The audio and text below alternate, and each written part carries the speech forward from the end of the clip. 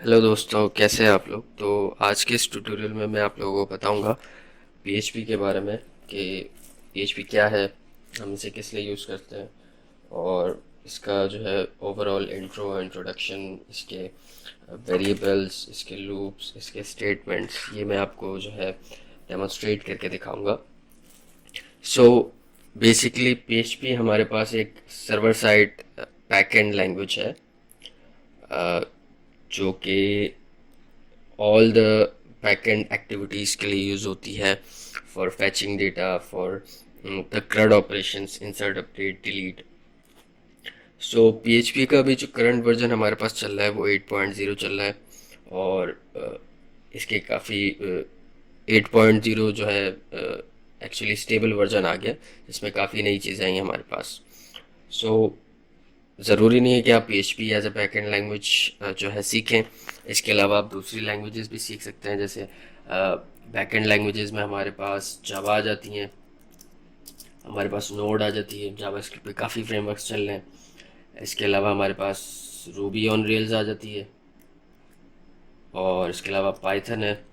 But in सब में जो है सबसे इजी लैंग्वेज वो PHP है, और as in a little bit जो है पाइथन से जो है क्लोजिंग भी रखती है, क्योंकि अगर कोई PHP सीख लेता है तो पाइथन सीखना उसके लिए आसान हो जाता है। अच्छा, वैसे तो लोग कहते हैं कि नहीं यार, PHP का जो है एंड चल रहा है, ये तो कुछ सालों में फारिग हो जाएगी। सो ऐसा नहीं है। देखिए 90% जो वेबसाइट्स हैं वो अभी भी स्टिल PHP के ऊपर हैं, और PHP के काफ़ी फ्रेमवर्क्स आए हैं, जैसे कि लारावेल है, सिम्फोनी है, जिसने PHP की जो है डेवलपमेंट में जान डाल दी है, क्योंकि उनकी डिफ़ॉल्ट लाइब्रेरीज, उनकी सिक्योरिटी में, जैसे क्योंकि PHP हमेशा से लोग कहते हैं कि सिक्योरिटी के हिसाब से उस तरह नहीं है, हमें मेंटेन करना पड़ता है। बट अब जो है क्राइटेरिया काफ़ी चेंज हो गया। सो बेसिकली PHP सीखने के लिए आपको सबसे पहले अपने पास जो है सैम्प या वैम्प इंस्टॉल करना पड़ेगा, जो कि PHP का इन्वायरमेंट क्रिएट करता है, आपके विंडोज सिस्टम पे PHP को जो है इंस्टॉल कर लेता है। तो या तो आप यहाँ से 64 बिट या 86 जो है बिट का सैम्प इंस्टॉल कर लें, या तो आप वैम सर्वर इंस्टॉल कर लें। बेसिकली अपाची सर्वर्स होता है, क्योंकि PHP एक सर्वर साइड लैंग्वेज है, तो ये सर्वर के ऊपर ही जो है चलती है। तो या तो आप वैम सर्वर यूज़ कर लें, या तो आप जैम्प सर्वर यूज़ कर लें। मेरे पास यहाँ पे जैम्प यूज़ किया हुआ है। तो जैम्प इंस्टॉल करने के बाद सिंपल इंस्टॉलेशन है, इतना कोई जो है डिफ़िकल्ट नहीं है, तो इसलिए मैं उसको डेमोन्स्ट्रेट नहीं कर रहा हूँ। इसके बाद आपने क्या करना है, इंस्टॉल करने के बाद जैम्प को ओपन करना है, और अपाची सर्वर को स्टार्ट कर लेना है, और माई को स्टार्ट कर लेना। ठीक है। वैसे माई की अभी नीड नहीं पड़ेगी हमें, माई एक डेटाबेस है। सो ये स्टार्ट करने के बाद अब अगर आपने जैम्प किया है, तो जैम्प के फोल्डर के अंदर एक htdocs का फोल्डर होता है। उसके अंदर भी हमारी जितनी भी PHP की फाइल्स हैं वो आती हैं, ताकि हम उनको सर्वर के थ्रू एक्सेस कर लें। और अगर आपने वैम्प किया है तो वैम्प के अंदर www का फोल्डर होता है, उसके अंदर हमारी सारी PHP की फाइल्स आती हैं। सो बेसिकली मैंने किया ये कि मैंने htdocs के अंदर PHP का एक फ़ोल्डर बनाया है, और उसके अंदर मैंने एक फ़ाइल index.php क्रिएट कर ली, जो कि मेरे पास यहाँ पर ओपन है। अच्छा, PHP में सबसे मेन पॉइंट ये कि PHP की फ़ाइल का कोड ओपन करने के लिए हमें उसे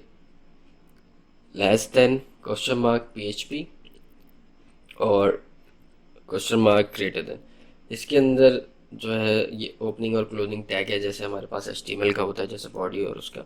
सो ये ओपनिंग है और ये क्लोजिंग है। तो जितना भी PHP का कोड है वो इस टैग के बीच में आएगा। इसके बाहर आप कोड करेंगे तो ऑब्वियसली वो एरर शो करेगा।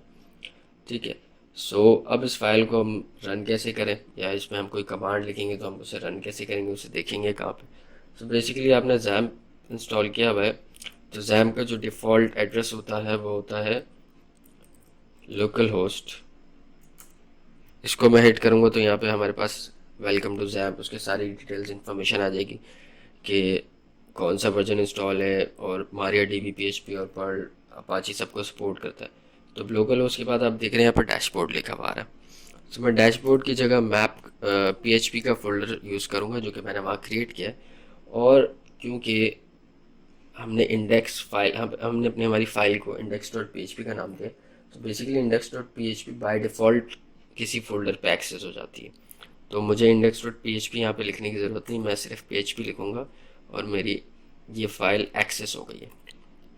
अब सबसे पहला स्टेटमेंट किसी भी लैंग्वेज को सीखने में जो हमारे पास होता है वो होता है हेलो वर्ल्ड का स्टेटमेंट।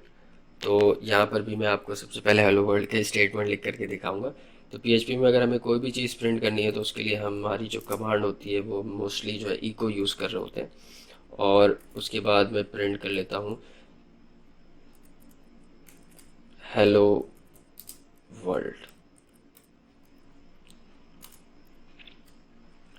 सो यहाँ पे देख लेते हैं क्या आप लोग हेलो वर्ल्ड लिखा हुआ आ गया। अच्छा, देखिए हमारे पास कोई भी एक्स वाई जी लैंग्वेज होती है तो उसमें पास हमारे जो है कुछ मेन चीज़ें होती हैं। हमारे पास उसमें वेरिएबल्स होते हैं, उसमें हमारे पास लूप होते हैं, और उसमें हमारे पास कंडीशनल स्टेटमेंट होती है। ठीक है, तो जो सी भी लैंग्वेज हो इसमें ये चीज़ें जो है कॉमन होती हैं।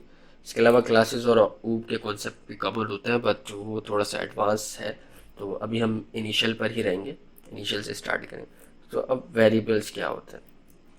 सो हम सबसे पहले जो है देख लेते हैं वेरिएबल्स क्या होता है। कोई भी प्रोग्रामिंग लैंग्वेज हो, अगर आपको किसी भी टाइप का डेटा स्टोर करना है for temporary use in the memory, तो उसे हम वेरिएबल में यूज़ करते हैं, सो दैट जब भी वो स्क्रिप्ट रन हो वो वेरिएबल सेफ हो। अब पीएचपी में ये होता है as compared to other languages, PHP में वेरिएबल की डेटा टाइप नहीं होती। फॉर एग्जांपल, अब पीएचपी में वेरिएबल हम कैसे बनाते हैं। सो पीएचपी में आपको वेरिएबल बनाने के लिए डॉलर का साइन यूज़ करना पड़ता है। डॉलर के साइन के बाद आप कोई भी नाम देंगे, but it shouldn't be start with some special character और 1 2 3, यानी इंटीजर्स और स्पेशल कैरेक्टर से स्टार्ट नहीं हो सकता। ये वेरिएबल्स को डिफाइन करने के कुछ इनिशियल रूल्स हैं। इसको आपको किसी अल्फ़ाबेट से ही जो है इनिशियलाइज या डिक्लेयर करना पड़ता है। तो फॉर एग्जांपल मैं एक $a वेरिएबल बनाता हूँ और इसको मैं वैल्यू असाइन करता हूँ 2। सो अब बेसिकली अगर आप इस स्टेटमेंट को समझें कि 2 की वैल्यू मैं असाइन कर रहा हूँ $a को, नॉर्मल मैथ स्टेटमेंट है। अच्छा, एक और चीज़ यहाँ पे देखने वाली कि मैंने यहाँ पे सेमी कॉलन यूज़ किया है। सो बेसिकली पीएचपी के अंदर हम जब भी कोई लाइन ऑफ कोड लिखते हैं तो उसको टर्मिनेट करने के लिए हमें सेमी कॉलन लगाना पड़ता है, वरना वो कोड हमारा नहीं चलेगा, वो एरर थ्रो करेगा। फॉर एग्जांपल अगर मैं इस कोड को चलाऊँगा सो वो नहीं चलेगा। अब यहाँ पे कोई एरर इसलिए नहीं आया क्योंकि एरर रिपोर्टिंग आई थिंक बंद होगी, वो मैं ऑन कर लेता हूँ।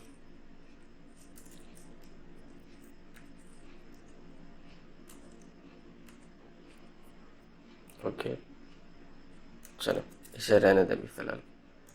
सो हमें सेमी कॉलन का यूज़ करना पड़ता है। तो अब जैसे कि मैंने यहाँ पे एक वेरिएबल डिफ़ाइन कर लिया। अब पीएचपी के अंदर ये होता है हमें वेरिएबल को डेटा टाइप देने की ज़रूरत नहीं। जैसे डेटा टाइप हमारे पास स्ट्रिंग हो सकती है, कि अगर मैं कोई टेक्स्ट डिफ़ाइन कर रहा हूँ, जैसे मैं यहाँ $b डिफ़ाइन कर देता हूँ, तो अब इसके अंदर मुझे कोई टेक्स्ट लिखना है तो वो मैं डायरेक्ट नहीं लिख सकता, उसके लिए मुझे उसको सिंगल कोट या डबल कोट में इस्तेमाल करना होता है। तो ये मेरे पास 2 वेरिएबल जो है डिफ़ाइन हो गए। वेरिएबल ए में की जो वैल्यू है वो 2 है, और वेरिएबल बी की वैल्यू जो है टेस्ट है, जो कि एक स्ट्रिंग है। तो इस तरह से हम पीएचपी में वेरिएबल डिफ़ाइन कर लेते हैं। अब एरे, एक कॉन्सेप्ट होता है हमारे पास एरे का। सो एरे क्या होता है, कलेक्शन ऑफ ऑब्जेक्ट होता है।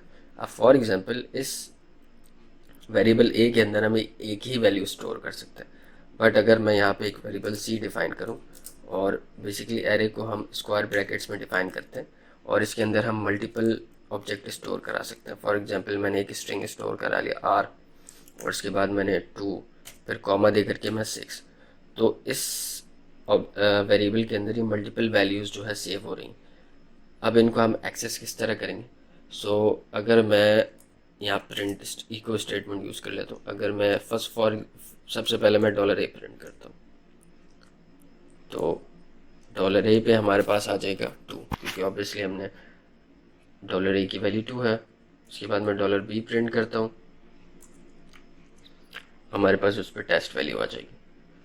अब मैं यहाँ पे $C प्रिंट करता हूँ तो ये हमें देगा error, error to string conversion, क्योंकि हमारे पास $C एक एरे है और इको स्टेटमेंट सिर्फ स्ट्रिंग या इंटीजर को प्रिंट कर सकती है, एरे को प्रिंट नहीं कर सकती।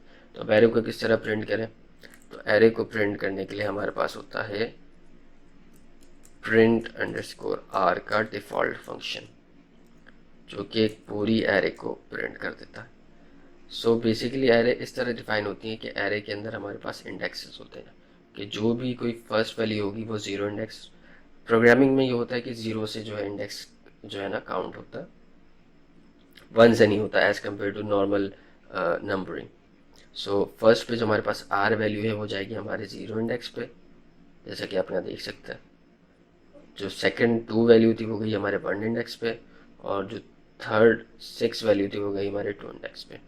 अब सवाल ये आता है कि प्रिंट आर से तो पूरी एरे प्रिंट हो रही है, अब मुझे सिर्फ जो है एक फॉर एग्जांपल मुझे इंडेक्स टू प्रिंट करना है, सॉरी इंडेक्स वन प्रिंट करना है जिसकी वैल्यू टू है। तो मैं क्या करूँगा, यहाँ पे $C और यहाँ पे मैं स्क्वायर ब्रैकेट का यूज़ करूँगा और यहाँ पे मैं कर दूँगा वन। सो ये क्या करेगा, $C के वेरिएबल में जाएगा, वन इंडेक्स ढूंढेगा और उसे प्रिंट कर देगा, जो कि आ गया टू।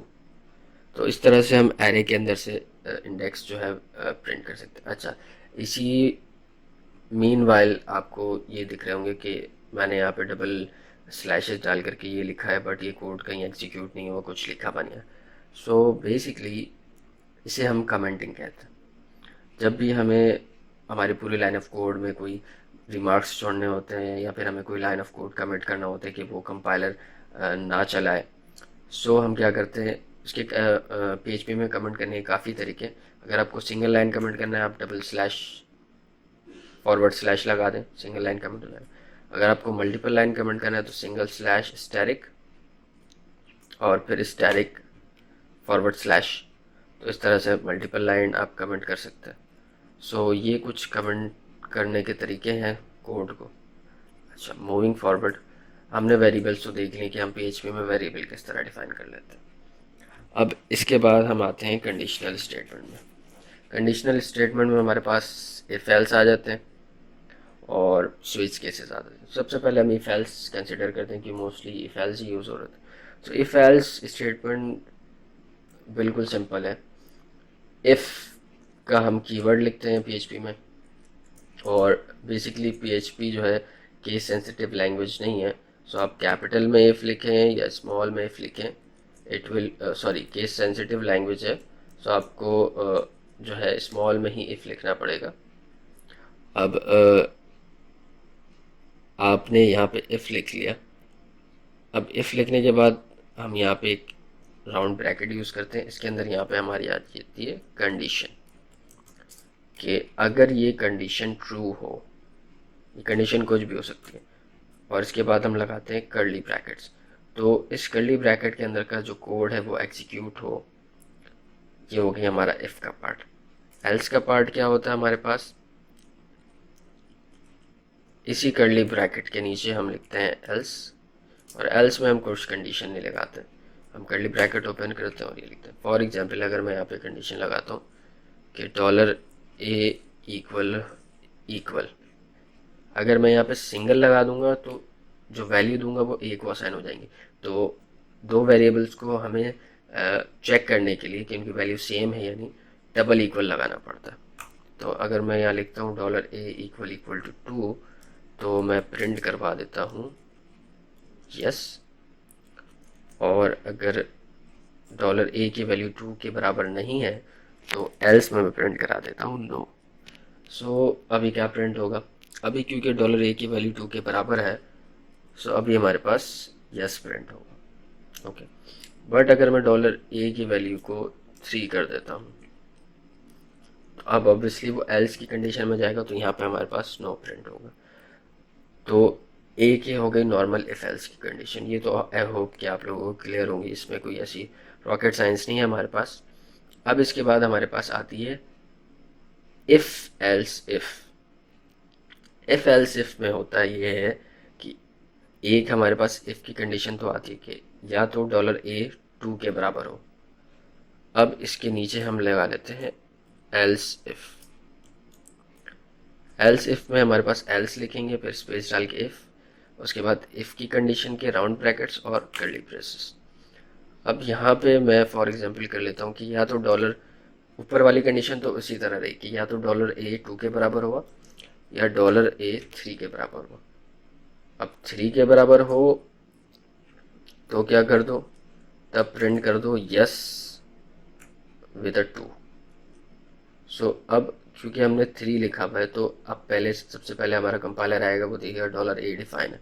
उसके बाद वो लाइन नंबर 7 पे चेक करेगा, ऑब्वियसली इनको रीड करते हुए कि ये कंडीशन ट्रू है या नहीं।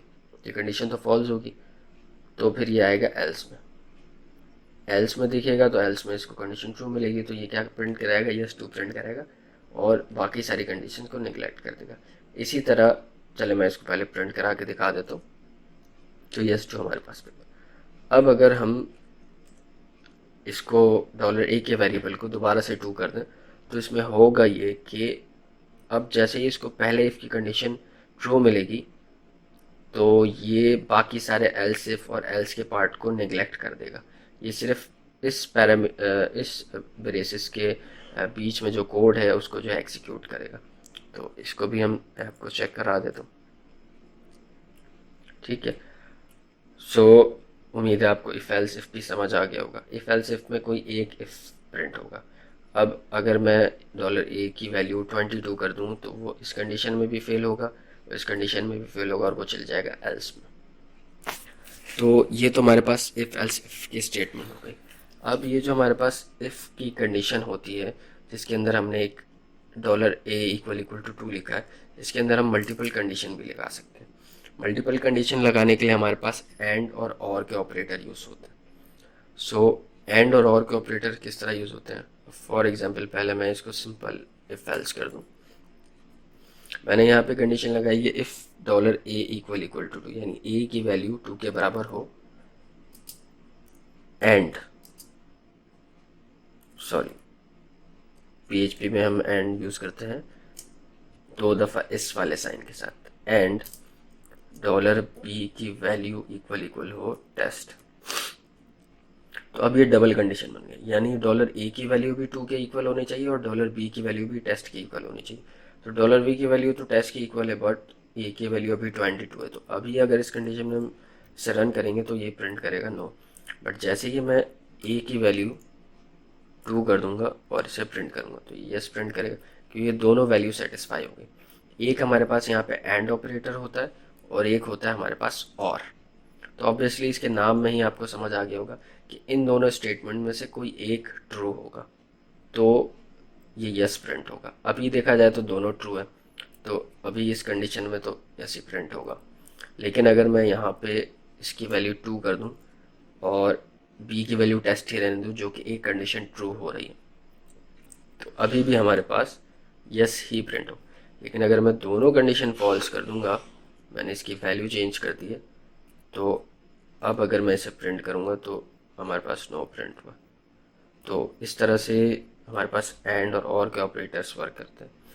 अच्छा, इसके बाद हम जो है मूविंग फॉरवर्ड करते हुए हम लूप की तरफ आ जाते हैं। सो लूप क्या होते हैं, बीच भी हमारे पास फॉर लूप होता है, हमारे पास वाइल लूप होता है, हमारे पास डू वाइल होता है और हमारे पास फॉर ईच होता है। अब आपका यही सवाल होगा कि इतने सारे लूप क्यों होते हैं। सो बेसिकली हर लूप का एक अपना जो है खासियत होती है, एक पर्पस के लिए उसे यूज़ करते हैं। फॉर एग्जांपल हम फॉर लूप पे स्टार्ट करते हैं। सो फॉर लूप हम तब यूज़ करते हैं जब हमें किसी चीज़ की क्वांटिटी मालूम हो। फॉर एग्जांपल इसका सिंटैक्स सिंपल है, आप फॉर लिखेंगे उसके बाद इसकी कंडीशन के राउंड ब्रैकेट्स और उसके बाद इसके कर्ली ब्रेसेस कि यहाँ पे एंड हो रहा है और यहाँ पे स्टार्ट हो रहा है, यहाँ पे एंड हो रहा है। अब फॉर लूप को हम डिफाइन क्या करते हैं, हम सबसे पहले फॉर लूप में एक वेरिएबल डिफाइन करते हैं।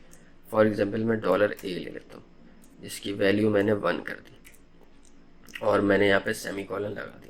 इसके बाद इसकी सेकंड कंडीशन आती है। सेकंड कंडीशन में हम ये डिफाइन करते हैं कि कब तक ये लूप चलेगा, यानी इटरेट होगा। तो मैं यहाँ पे कंडीशन लिखता हूँ dollar a less than equal to 10, यानी जब तक डॉलर ए की वैल्यू 10 से छोटी है ये लूप चलता रहेगा, घूमता रहेगा। यहाँ पे मैंने सेमी कॉलन लगा दिया।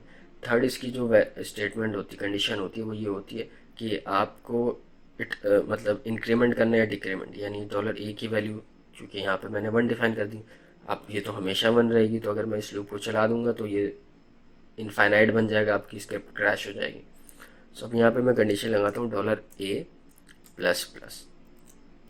सो इस कंडीशन का मतलब है ये कि हमारा कंपाइलर यहाँ पर आया, उसने देखा डॉलर ए की वैल्यू 1 है, सेकंड कंडीशन देखी कि ए की वैल्यू 10 से छोटी हो, और थर्ड कंडीशन की ए प्लस प्लस हो जाए। तो अभी जब फर्स्ट टाइम कंपाइलर आया तो यहाँ पे उसे ए की वैल्यू 10 से छोटी थी कि उसने यहाँ पे जो भी कोड था वो प्रिंट किया और ये दोबारा ऊपर गया। लेकिन दोबारा ऊपर जाने से पहले क्योंकि ये जो थर्ड स्टेटमेंट है इसने क्या किया, ए की वैल्यू को +1 कर दिया। तो जब ये दोबारा ऊपर आया तो इसकी वैल्यू हो गई 2। 2 भी 10 से छोटा था, इसने यहाँ पे जो भी स्टेटमेंट थी उसको प्रिंट किया। फिर ये ऊपर आया, अब ए की वैल्यू हो गई 3।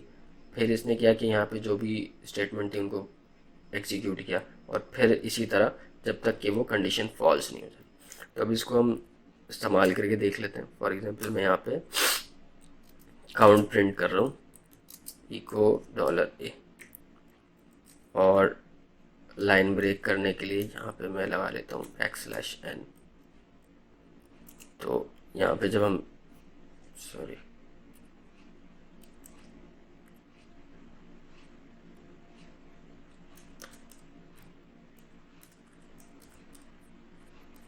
PR का यूज़ कर लेते हैं।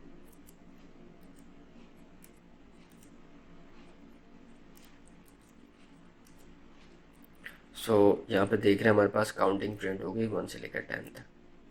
अच्छा, अब वैसे तो हमारा भी फॉर लूप चल रहा है, बट इसी में आपको एक चीज़ बता देता हूँ। ये जो हमारे पास देख रहे हैं, मैंने इको की स्टेटमेंट के बाद डॉलर ए लगाया, लेकिन उसके बाद मैंने डॉट लगाया। सो बेसिकली डॉट हमारे पास PHP के अंदर कॉनकैटिनेशन साइन होता है, यानी आपको कोई भी दो स्ट्रिंग को मिलाना है या दो वेरिएबल को कॉन्केटिनेट करना है, यानी एक साथ जोड़ करके लिखना है। फॉर एग्जांपल अगर मैं डॉलर ए के अंदर जो है वैल्यू रख देता हूँ दिस इज़ माई, और डॉलर बी के अंदर रख देता हूँ कार, और डॉलर ए डॉलर बी को मुझे कॉन्केटिनेट यानी जोड़ करके प्रिंट कराना है, तो मैं क्या लिखूँगा, dollar A eco dollar A, और उसके बाद मैं डॉट डालूंगा और डॉलर बी लिख दूँगा और आगे सेमी कॉलन। तो ये हमारे पास कॉन्कैटिनेशन साइन होता है, ये वेरिएबल्स को कॉन्कैटिनेट करता है। यहाँ पे मैंने BR कॉन्कैटिनेट कराया, ऑब्वियसली आपने HTML पढ़ी होगी, BR होता है लाइन ब्रेक के लिए यूज़, तो ताकि हमारे पास ये काउंटिंग लाइन ब्रेक होकर के आ सके। सो जैसा कि आपने देखा ये लूप 10 दफ़ा इटरेट हो, इसे हम इंक्रीमेंटल वे में भी प्रिंट कर सकते हैं। अब अगर कोई मुझे कहता है कि मुझे 10 से काउंटिंग प्रिंट करनी है, नो प्रॉब्लम, आप इसका जो इनिशियल वैल्यू रखें वो आप रखें 10, और इसकी कंडीशन सिर्फ उल्टी हो जाएगी, ग्रेटर देन इक्वल टू 1 हो और ए प्लस प्लस की जगह माइनस माइनस हो जाए। तो अब ये 10 से स्टार्ट होगा और 1 पे जा कर के रुकेगा, काउंटिंग उल्टी होगी। इसी तरह आप यहाँ पे जो है टेबल पे प्रिंट करा सकते हैं। फॉर एग्जांपल पहले मैं इसको, हाँ, सो फॉर एग्जांपल अगर मुझे 2 का टेबल प्रिंट कराना है, सो 10 टाइम्स 2 मल्टीप्लाई, अब मैं यहाँ कॉन्कैटिनेशन का साइन यूज़ किया डॉलर ए, फिर दोबारा कंडीशन इक्वल टू, मैंने यहाँ पे राउंड ब्रैकेट यूज़ किया और यहाँ पे मैंने क्या किया डॉलर ए मल्टीप्लाई बाय 2। तो अब ये क्या करेगा, 2 का टेबल प्रिंट कर जाएगा। सॉरी, BR लगा देता हूँ ताकि इजीली आप लोगों को देख सके। 2 1 2 2 2 4 2 3 6 so on 2 10 20। इसी तरह अब आपको समझ आ रहा होगा कि फॉर लूप को जब हमारे पास क्वांटिटी मालूम हो तो तभी हम क्यों यूज़ करते हैं। ठीक है, अब हम आ जाते हैं वाइल लूप पर। सो वाइल लूप का इस्तेमाल, इसका पहले जो है सिंटैक्स देख लें। इसका सिंटैक्स सिंपल होता है, वाइल उसके आगे कंडीशन और उसके बाद उसके बॉडी के पैरेंथेसिस या कर्ली ब्रेसेस कहलाम। तो वाइल लूप हम तब यूज़ करते हैं कि जब हमें क्वांटिटी मालूम ना हो और एक थ्रू आउट यानी काफ़ी बल्क डेटा आ रहा हो, और जब तक डेटा आता रहे वो लूप चलता रहे। सो इसमें हम इस तरह की कंडीशन यूज़ करते हैं, for example a equal to 1 और ए लेस देन 200। सो जब तक ए की वैल्यू 200 से कम होगी ये चलता रहेगा लूप। मैं इसको प्रिंट करा लेता हूँ इको डॉलर ए, और इसके एंड में मैं कहता हूँ डॉलर ए प्लस प्लस। तो अब जब भी डॉलर ए प्रिंट होगा उसके बाद उसमें एक इंक्रीमेंट हो जाएगा। तो जब ये लूप दोबारा इटरेट करेगा तो डॉलर ए की वैल्यू चेंज होगी। सो पहले मैं यहाँ बी आर भी लगा दूँ ना, थोड़ा सा कंफ्यूज हो जाएंगे। सो अब ये क्या किया इसने, 200 तक मुझे जो है काउंटिंग प्रिंट करा दी। सो इस तरह हमारे पास वाइल लूप होता है। ये आप आगे यूज़ करेंगे ऑब्वियसली डेटा इन सेशन के टाइम, तो आपको मज़ीद जो है चीज़ें क्लियर हो जाएंगी। इसके बाद हमारे पास डू वाइल होता है। सो डू वाइल की खासियत ये है कि इसमें जो कंडीशन होती है वो फर्स्ट टाइम एग्जीक्यूट हो जाती है। यानी इसकी जो कंडीशन है वो फर्स्ट टाइम एग्जीक्यूट होगी ही होगी। ठीक है। सो बेसिकली डू वाइल भी वाइल की तरह ही होता है, लेकिन इसकी जो फर्स्ट कंडीशन है वो हमेशा एग्जीक्यूट होती है। अच्छा, फॉर ईच लूप इसलिए इस्तेमाल होता है जब आपको डेटा की जो है क्वांटिटी ना पता हो और आपको पूरा डेटा प्रिंट कराना हो। फॉर एग्जांपल मैं यहाँ पे एरे ले लेता हूँ, एक dollar fruits equal to apple banana and grapes. अब अगर मुझे डॉलर फ्रूट को पूरा प्रिंट कराना है but with a line break और थोड़ा सा स्टाइलिंग कर लेंगे, तो या तो इसके दो तरीके हैं, क्योंकि मुझे यहाँ पे इसका अभी तो मुझे मालूम है कि इसके अंदर 3 ही वैल्यूज़ हैं। तो इसको हम फॉर लूप में भी हम इसको यूज़ कर सकते हैं, इसको प्रिंट करा सकते हैं, और हम जो है फॉर ईच में भी करा सकते हैं। तो सबसे पहले मैं आपको उसको फॉर में करा के देखूँगा। फॉर में हम किस तरह करा सकते हैं। फॉर लूप लिया मैंने डॉलर ए, और इसकी जो है क्योंकि हमारे पास एरे में इंडेक्सेस 0 से स्टार्ट होता है, मैं इसको 0 से स्टार्ट करूँगा। डॉलर ए लेस देन, अब यहाँ पे एक चीज़ नोटिस करने वाली, अब मैं इसकी लेंथ किस तरह निकालूँ, क्योंकि मुझे इतने टाइम लूप्स चलाना पड़ेगा। तो इसकी लेंथ में निकालूंगा काउंट के फंक्शन से। काउंट के फंक्शन में आप एरे पास करो जैसा कि यहाँ पे आपको दिख रहा है, तो ये उसको आपको लेंथ निकाल के दे देगा। तो ये मैं एरे डॉलर फ्रूट्स जो है उसको पास कर दूंगा। तो यहाँ पे डॉलर ए की वैल्यू फ्रूट्स की लेंथ से जब तक कम होगी जब तक ये चलता रहेगा। सो उसके बाद मैं करता हूँ डॉलर ए प्लस प्लस। सो अगर मैं यहाँ पे स्टेटमेंट लिखूँ इको, और यहाँ पे मैं डॉलर फ्रूट्स के इंडेक्स में से निकाल लूँ डॉलर ए, क्योंकि मैंने आपको बताया था हम इसी तरह एरे को एक्सेस कर सकते हैं उसके इंडेक्स नंबर से। और यहाँ पेयर लगा देता हूँ और इसको मैं प्रिंट करता हूँ, तो आप देख रहे हैं एप्पल बनाना ग्रेप्स तीनों प्रिंट हो गए। एक तो ये तरीका है हमारे पास। दूसरा तरीका क्या है, दूसरा तरीका हमारे पास ये, हम फॉर ईच का लूप यूज़ करें। फॉर ईच का लूप भी सिंपल होता है हमारे पास। इसमें हमारे पास सबसे पहले वेरिएबल आता है जो कि एरे होता है। सेकंड जो है चीज़ वो ये है कि हम क्या करते हैं, एस का कीवर्ड लिखते हैं, एस की, और उसके बाद equal to greater than value, यानी कि इस की के वेरिएबल में इस फ्रूट्स के इंडेक्स नंबर आ जाएंगे 0 1 2 3, और ये जो सेकंड पार्ट है इसमें इसकी वैल्यू आ जाएगी जो कि होगी एप्पल बनाना ग्रेप्स। सो इसकी स्टेटमेंट थोड़ा सा हम डिफरेंट लिखते हैं, इको एट की, और यहाँ पे मैं लिख देता हूँ डॉलर की, और यहाँ पे एट की 1 मैं दोबारा से जो है थोड़ा सा स्पेस डाल करके डॉलर वैल्यू लगा देता हूँ। सो इसमें मेरे पास आप देखेंगे एट की 0 एप्पल, एट की 1 बनाना, एट की 2, और इसके साथ साथ मैं लाइन ब्रेक भी यूज़ कर लेता हूँ, यानी बी आर लगा देता हूँ मैं। सो एट की 0, क्योंकि मैंने बताया कि इंडेक्स 0 से स्टार्ट होती है। सो 0 1 2। अब अगर आपको इसको नॉर्मल जो है काउंटिंग में करना है तो हम सिंपल से यहाँ +1 लगा देते हैं, तो इसकी इंडेक्सिंग भी प्रॉपर हो जाएगी। एट की 1 एप्पल, एट की 2 बनाना, एट की 3 ग्रेप्स। तो इस तरह से हम फॉर ईच लूप का जो है यूज़ कर सकते हैं।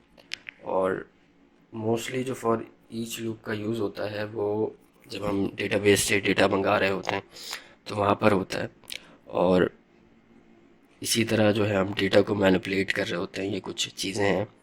और ये काफ़ी इनिशियल चीज़ें थी। इसके बाद जो मैं सेकंड पार्ट लाऊंगा उसमें मैं थोड़ी एडवांस चीज़ें बताऊंगा, जैसे क्लास के concept, database integration, CRUD operations, इस तरह।